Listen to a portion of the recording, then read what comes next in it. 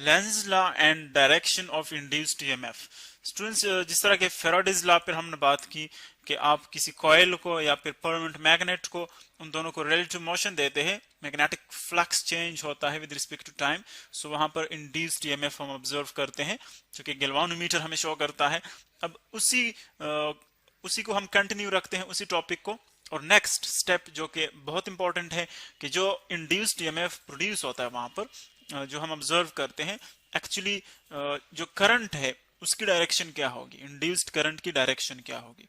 ये पहले हम डिफाइन कर चुके हैं कि जो ईएमएफ है एक्चुअली वो बैटरी में अगर हम डिफाइन कर ले, जिस तरह के हमने देखा कि आप किसी पॉजिटिव चार्ज को सपोज नेगेटिव लोअर पोटेंशियल से हायर तक ले जाते हैं, सो जितना आप उस पर वर्क डन करते हैं उसको हम कहते हैं ईएमएफ।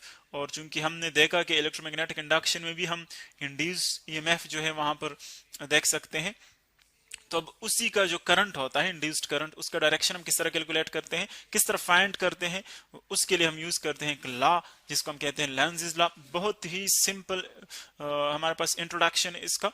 अब देखें, फर्स्ट ऑफ ऑल अगर हम एक एनालॉगस एग्जांपल देखें, आपने 9th क्लास में देखा होगा कि जब हम किसी ऑब्जेक्ट की स्टेट में चेंज लाते हैं, सपोज देखिए ये एक स्टेशनरी ऑब्जेक्ट आप कंसिडर कर लें, मैकेनिक्स में आप देखें स्टेशनरी ऑब्जेक्ट कंसिडर कर लें, ये कोई भी चीज है ऑफ मास m।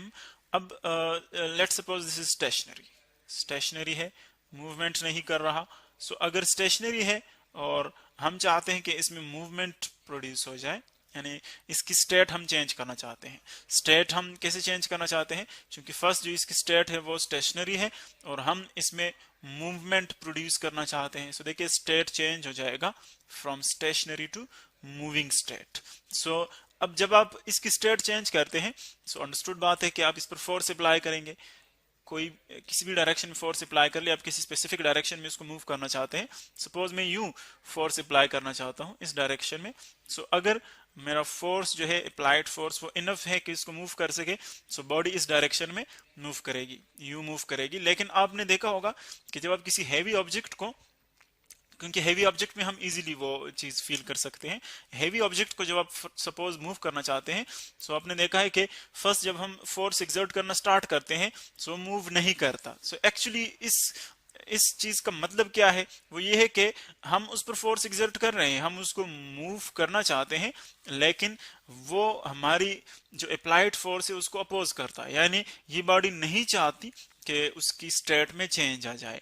तो देखिए इसी तरह अगर ये मूविंग ऑब्जेक्ट है और आप इसको रोक रहे हैं, तो फिर भी आपने फील किया होगा कि एक्चुअली वो अपने मोशन को कंटिन्यू रखता है। सो हम हार्डली उसको जो है स्टॉप कर सकते हैं अगर आपके पास एक हेवी ऑब्जेक्ट है।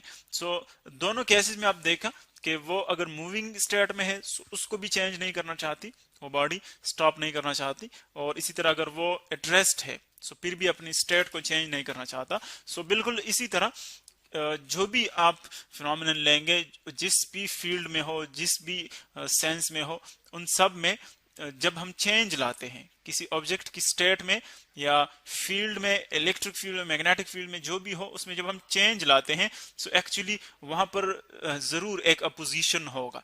तो बिल्कुल इसी तरह अगर हम इसी एग्जांपल को यूज कर लें और फेराडेज लॉ को देखें, फेराडे लॉ में हमने देखा कि ये सपोज एक परमानेंट मैग्नेट कंसीडर कर लें आप, परमानेंट मैग्नेट, ये इसके दो नॉर्थ और साउथ पोल्स आ गए। अब नॉर्थ पोल हमने देखा कि यहाँ से जो मैग्नेटिक फील्ड लाइन है, अब हम सिंपली इसको लाइंस ड्रा कर रहे हैं। देखिए डायरेक्शन को आप अगर ना भी ड्रा करें कोई फर्क नहीं पड़ता, ये नॉर्थ पोल, यहाँ से लाइंस, मैग्नेटिक फील्ड लाइंस जो है निकल रही हैं, सो इट मीन्स कि आउटवर्ड यहाँ पर डायरेक्शन होगी। और हम इसके सामने जो है कोई कॉइल रखते हैं, यूं हम कोई भी कॉइल रखते हैं यहाँ पर, ये आप कंसिडर कर लें। और इसके साथ फिर हमने देखा कि जब हम डिफ्लेक्शन देखते हैं तो उस डिफ्लेक्शन को ऑब्जर्व करने के लिए हम क्या करते हैं, इसके साथ कोई गैल्वानोमीटर जो है वो हम कनेक्ट कर लेते हैं, ये गैल्वानोमीटर। तो हमने डिटेल के साथ ये देखा कि इस गैल्वानोमीटर में हम डिफ्लेक्शन ऑब्जर्व करते हैं जब ये मैग्नेटिक फ्लक्स आप चेंज करते हैं, यानी इसमें देखिए एक पर्टिकुलर नंबर ऑफ लाइंस जो है वो पास हो रही है इस लूप से।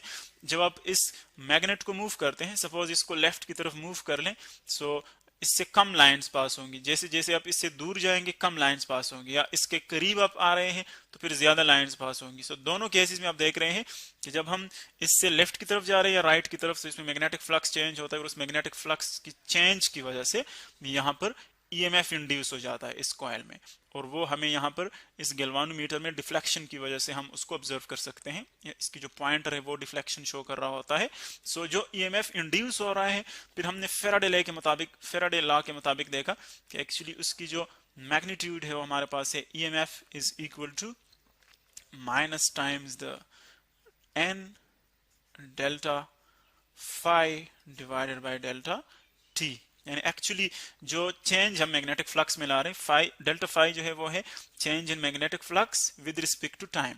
तो जितना ज्यादा चेंज होगा मैग्नेटिक फ्लक्स में उतना ज्यादा ईएमएफ प्रोड्यूस होगा, यानी इसकी चेंज की अमाउंट पर डिपेंड करता है। और एन जो है एक्चुअली नंबर ऑफ टर्न्स है, ये तो एक ही टर्न है एक ही लूप में, लेकिन जितने आप ज्यादा टर्न्स यूज करेंगे उतना ज्यादा ईएमएफ होगा। और जो नेगेटिव साइन है यहाँ पर वो एक्चुअली हम लेंज़ लॉ के लिए यूज करते हैं कि जब यहाँ पर ईएमएफ प्रोड्यूस होता है, जो इंड्यूस्ड ईएमएफ है वो एक करंट भी इंड्यूस करता है, और इसकी जो डायरेक्शन है करंट की वो हम इजीली कैलकुलेट कर सकते हैं। कैसे कि जब इस करंट की अपनी मैग्नेटिक फील्ड जो प्रोड्यूस होती है, क्योंकि हम जानते हैं कि इलेक्ट्रिक करंट जो है वो खुद भी मैग्नेटिक फील्ड प्रोड्यूस करता है। सो इस कॉइल में जब इंड्यूस्ड करंट आ जाता है, सो उसकी वजह से अपना एक मैग्नेटिक फील्ड प्रोड्यूस हो जाता है, मैग्नेटिक फील्ड। सो उस मैग्नेटिक फील्ड की वजह से जो चेंज है वो मैग्नेटिक फील्ड इसको अपोज करता है। यानी देखिए सपोज यहाँ पर लेट्स सपोज कितने लाइंस पास हो रहे हैं, 1 2 3 4 5 6 लाइंस पास हो रहे हैं। अगर हम इसको और भी करीब ले आए तो देखिए इसमें और भी मैग्नेटिक फील्ड लाइंस हो सकते हैं यहाँ पर। तो जैसे जैसे हम इसके करीब आएंगे, कॉइल के करीब आएंगे, मैग्नेटिक फील्ड लाइंस इससे ज्यादा पास होंगी। तो आप देख रहे हैं कि मैग्नेटिक फ्लक्स आहिस्ता आहिस्ता क्या हो रहा है, इंक्रीज हो रहा है। तो ये कॉइल जो है इसका अपना मैग्नेटिक फील्ड क्या करेगा, वो इस इंक्रीज को अपोज करेगा। क्योंकि हमने देखा कि जब भी आप किसी चीज की स्टेट में चेंज लाना चाहते हैं, उसकी जो कॉन्फ़िगरेशन है उसमें चेंज लाना चाहते हैं, सो वो खुद उस कॉन्फ़िगरेशन को, उस चेंज को क्या करता है, अपोज करता है। सो अगर आप इसकी फ्लक्स इंक्रीज कर रहे हैं, अगर आप इसकी फ्लक्स इंक्रीज कर रहे हैं, सो उसका अपना जो मैग्नेटिक फील्ड है वो ऐसे डायरेक्शन में आ जाता है कि आपके इस चेंज को वो अपोज करता है, यानी इस चेंज को वो क्या करेगा, डिक्रीज करेगा।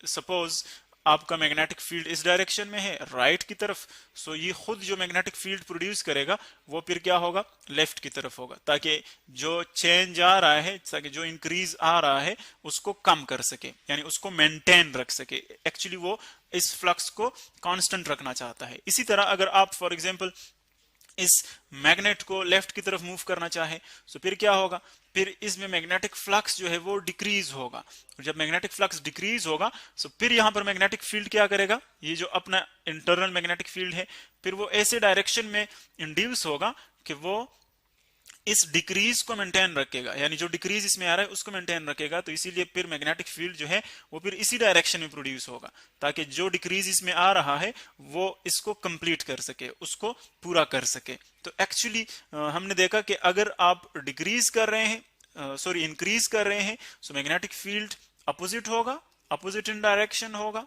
ताकि जो इंक्रीज आ रहा है उसको वो रिड्यूस कर सके।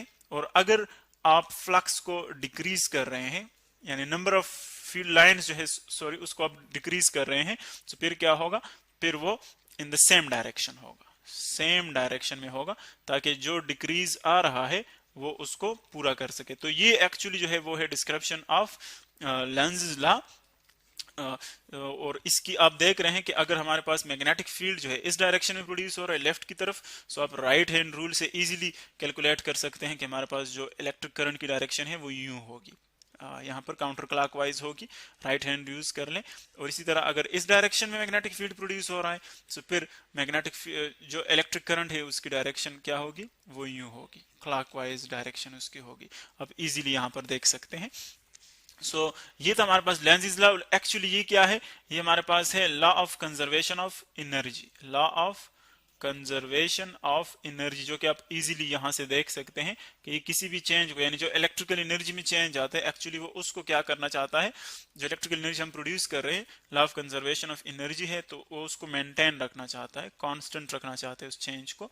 तो ये हमारे पास है एक्चुअली लेंज़ लॉ, जिससे हम इजीली जो इंड्यूस्ड ईएमएफ है उसका डायरेक्शन फाइंड आउट कर सकते हैं।